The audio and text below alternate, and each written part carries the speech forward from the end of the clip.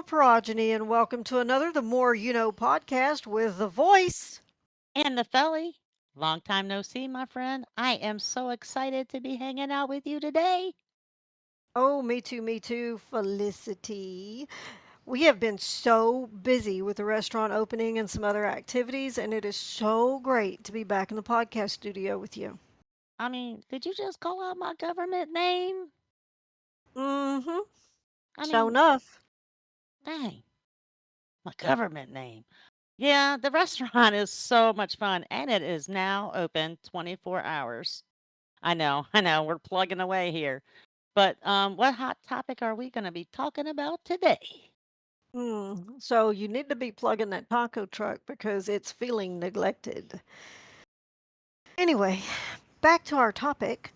Our topic today, Felicity, is going to be hierarchy. Hierarchy is our topic for today. I mean, again with the government name, but I don't know anything about I don't get high. I mean, I might drink a little Fay every so often, but nah, I don't touch that stuff like Arky. I don't even know what. Why are you giving me that look? Why are you staring? I don't get high. Girl, listen. You do touch the archy because you won't leave the electric chair alone and them electric fences. So, our topic is hierarchy, as in like chain of command, all the roles in progeny. Come on, girl. I thought you was talking about a drug. No. But you would think that now, wouldn't you? That's a little bit too much of that Fey wine you've been drinking, I'm telling you. Girl, I don't even know about you sometimes. I gotta say, I was asking around recently, and it was clear to me that many of our community, they just do not know the roles. They don't even know the ages either, and I think this will be a good one today. Let's do it. You know what though? I think I want to tell the ages real quick, if before we go into that Do it. other hierarchy Yeah, part. go for it. Go Um, for it. you might start off in our system as a familiar, but the age that we are talking about is age from when you are embraced into our realm. And when you are first embraced, you are known as a fledgling. Yes, yes, yes. And you are magically protected from getting hurt while you learn in your first 30 days as a fledgling. So take that time to learn our realm, how to defend yourself, how to hunt, how to walk amongst us and keep our secrets. Yes, and on that magical day 31, you are now mature and can be hurt, and you can hurt others as well. But you Mm-hmm. must know your bite will strengthen as you get older and older and older, And as older. as well as how much blood you can consume. That gets more and more and more as you age. And our age ranges from like a mature at 31 days, old at 301 days, venerable at 501 days, and on and on and on. Yep, that's right, Felly. It does. It goes on and on and on. But you know what? I know you have one of those magnificent charts that you love to throw out for people to look at. So let's pop that chart up. Yep, popping it out. Yep, and it goes on up to 25,000 days, and you are called a devourer of worlds. Devour. Exactly. That's how that word is pronounced, isn't it? You might think that it is impossible to get up to that age, but if you do your afterlife right and don't spend all your time in trouble with the diabolics, you sure can get there. Oh, that's right. But also, there's the Source's Patreon, where you can show devotion to our source and to our realm. And it supports our system as well and helps us move forward to get, um, hopefully, a whole lot of new toys to play with in our system. So you can earn magical gifts, and one might be that you appear to be older than you really are. We will caution you to tread carefully and take time to learn the realm, respect the realm, and all that it offers. So, we may have mentioned some people just now, and who are they? Well, we are here to tell you, but we are going to start at the bottom and work our way up that hierarchy pole. All vampires and progeny are part of a bloodline or subspecies of vampire. The bloodline and all its traits are inherited from the given vampire's sire, just as the sire also inherited them from his or her own sire. Hmm. So, when you're first brought into the realm, you might be a familiar, a Therian, or a vampire. Those ages only pertain to Therian or vampire. But you are brought into our realm by a sire, and your sire can be any established vampire or Therian of the realm. So, another note, please address all in the realm as Lord or Lady. If you know them to have a role, address them as that title. Being embraced into progeny requires someone providing the gift of the source, vampirism. In doing so, they become an individual sire. Your sire is responsible for your initial training, learning to hunt, the rules of the realm, etc. The sires have help. As you are sired into a house, and there are house leaders to help you progress through and teach you things. So let's talk about those house leaders. Your house leader is your princeps. That is the definitive title of the house leader themselves. Second in command is going to be your delegate of the house. Third is going to be the liaison, and they are third in command of the house. Now, delegates and liaisons are decided at the discretion of the house princeps. What is a house? Well, a house is like state level and more family oriented in concept. They can create their own rules as long as they don't interfere with the rules of the realm or their clan.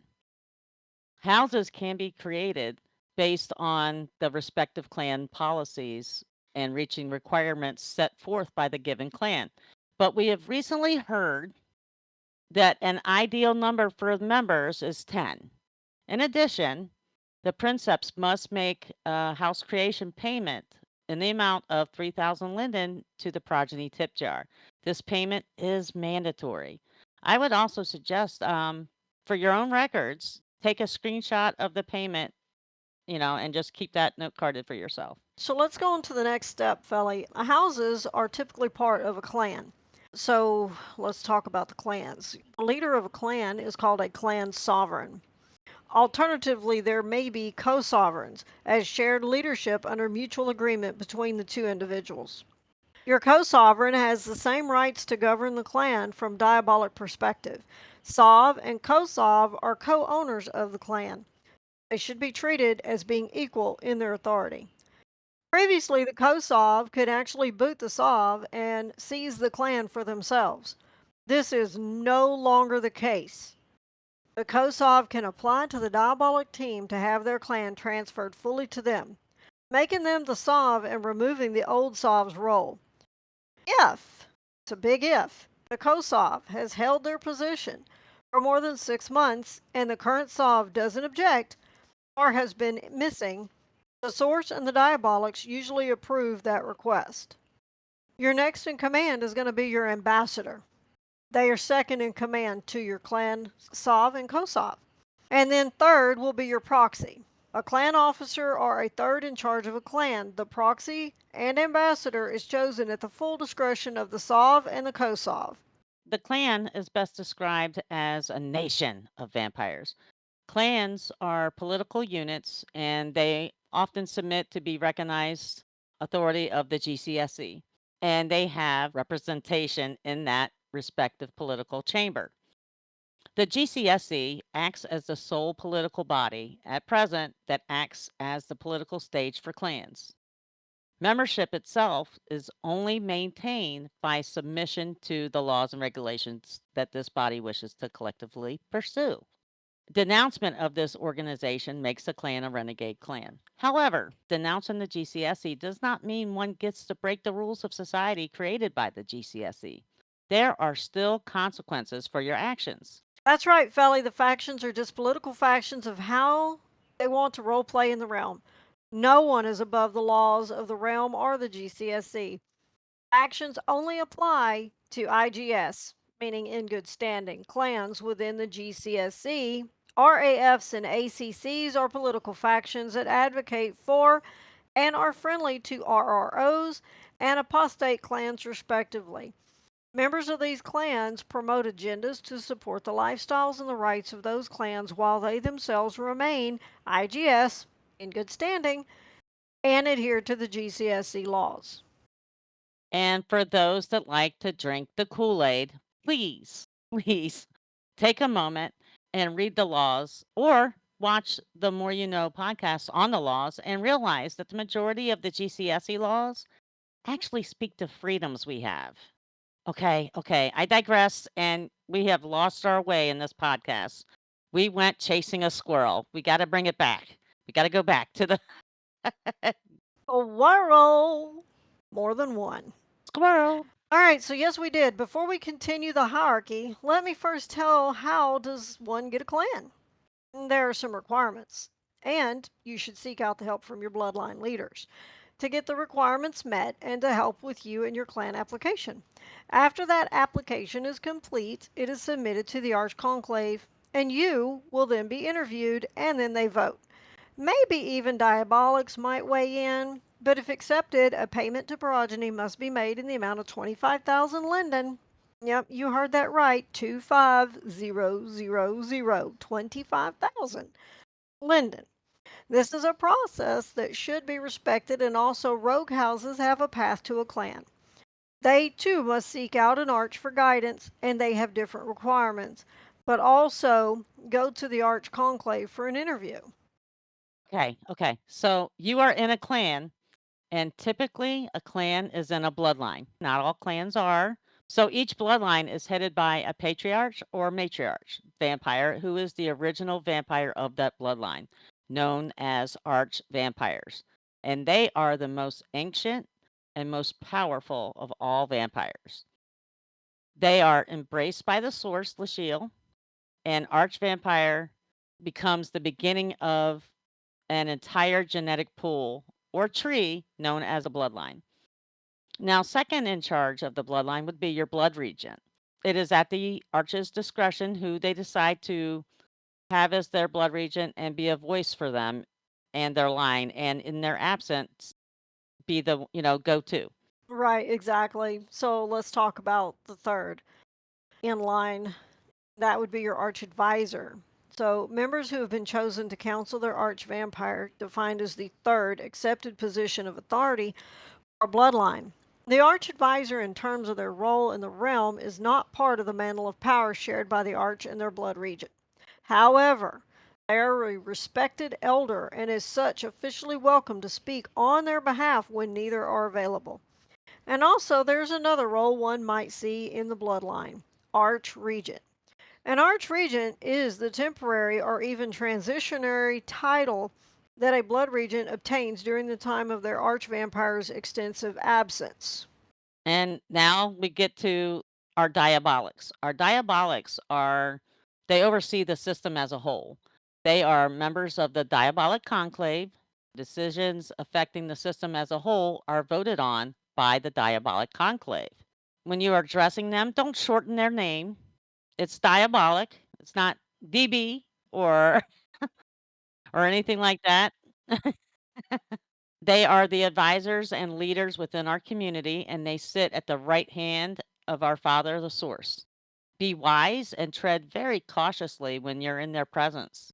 Diabolic blood is poisonous to a vampire, and biting a diabolic or another vampire in the presence of a diabolic is surefire way to commit suicide by a diabolic.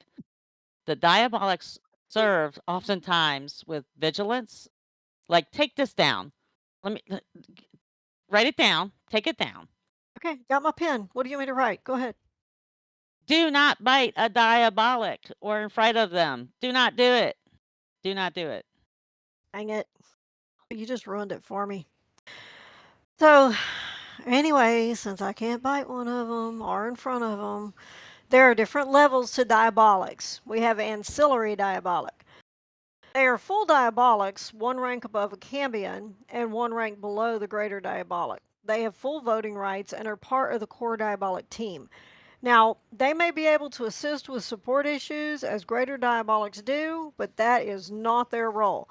And more often than not, they will need to kick any issue up to the greater diabolics. As cambions. They are an extension to the development team and add to the availability of personnel for members of the community to reach out to when they experience issues. Now, cambions participate in all diabolic discussions and debates, but do not have a vote on diabolic issues until they attain true diabolic natures. But their voices are heard. So that's kind of nice. Yes, voices are heard. Yes. Now, diabolics have some helpers in the realm, and they call them infernals. Infernals are hand selected by a diabolic or cambion to assist with their endeavors. You might think diabolics are like Oprah. Oh, you're an infernal, and you are. And you are an infernal too. You too. Everyone is infernal. So you mean everybody gets a car? Like everybody gets a car from Oprah. But that's not the case. Diabolics are in charge of all the guilds and have people that work for them in all those guilds and that run all those guilds for them and do work for them even outside of guilds. They also help moderate the chats and help those around the realm that are in need. While in the act of providing their service, and those infernals must be wearing their tag, they cannot be attacked. But if you find one out in the wilderness and they're not performing their duties, have at them. Yeah, as long as they're not wearing an official tag, you can just have a snack. Yep. I say this. I say this because I'm an infernal. Right? So next up is our Aperion, Oberon Eames. The Aperion is the second in command of the system. Oberon is the leader of the diabolic team. His core focus is the management of the system. The Aperion guides the system role play and marketing efforts, which extends to ensuring stable growth for our system.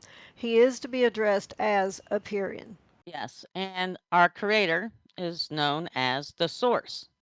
It's Lachille. He is the creator of Progeny. Please address him as our source, the source. Please do not even think or be so bold as to call him by name. The Progeny vampire system has been around since 2010 when our source decided to develop a vampire system for Second Life that is more closely related to the lore of the vampire. And he's done a fine job, and big hats off to a big toast to our creator and the Apeiron and our Diabolics for keeping us going Exactly. as long as, I mean, since 2010. I mean, come on.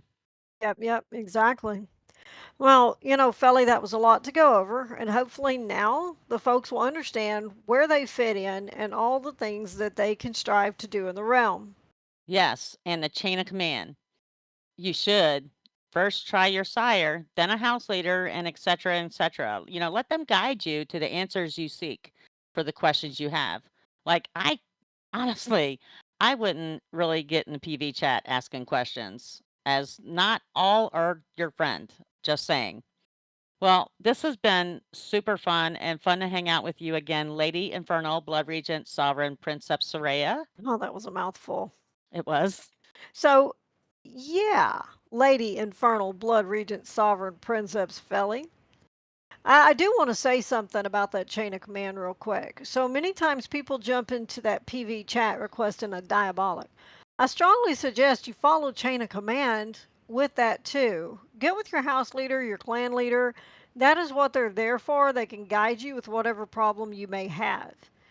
So, I would like to thank you, Realm of Progeny, for watching the More You Know hierarchy with the voice.